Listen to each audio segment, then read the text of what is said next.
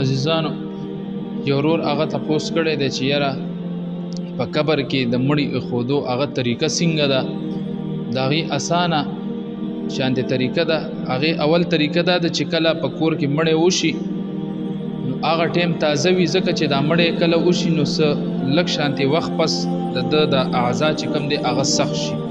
ولې چې د وینې هغه رفتار او گردش هغه د جسم نه ختم شي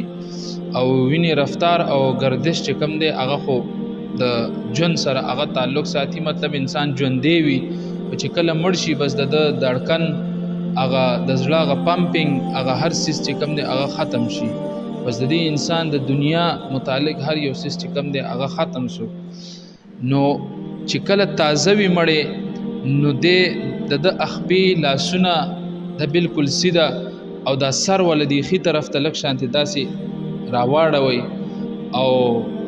بیا چې کله په قبر کې اګدی نو بهتره خدا ده چې د ټول جسم لږ شانتې دی قبلې طرف ته داسې راواړوي خو لیکن که جسم او دغې نه راوړېدو نو دا سر ورته چې کوم دی دا قبلې طرف ته داسې واړوي دا اسانه شانتې طریقه ده او بیا ډیر خلک هغه تپوس کوي چې یاره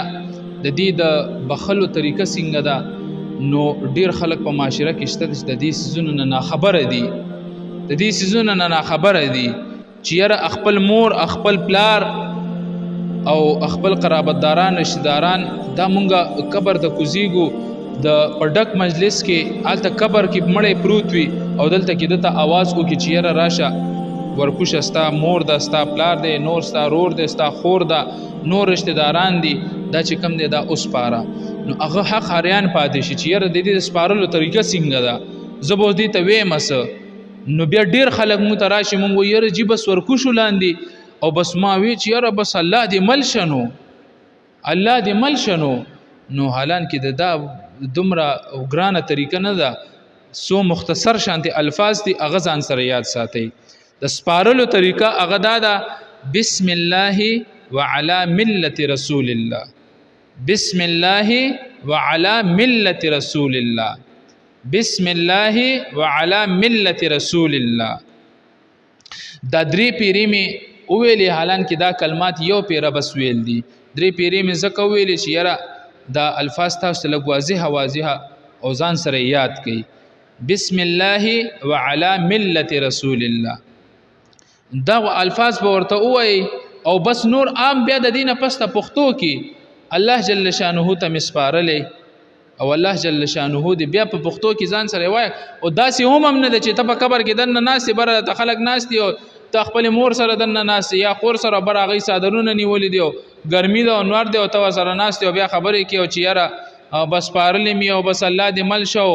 بس مونږ به خو وخت تیر کو مونږ به داسې کو مونږ به داسې نه کسی مسی بنه کې بس دا الفاظ اوایا بس الله جل شانه ته می وسپارلی کدا الفاظ سوک نشي زده کوله نو په پښتو کې هم ویل شي د الله په نوم سره او د محمد رسول الله صلی الله علیه وسلم په شریعت او قانون په مطابق باندې الله جل شانه ته تماس پارلی بس دغه اوای بس او بس را پاسې ته بس دا غینه پس ته بس دا قبر کې بیا خور ارس واچولې شي بس بیا دعاګانې کوي ځان ته ارس کوي ارس دغه کوي بس بیا غزان لګي اوسي تلاوتونه کوي هر څه کوي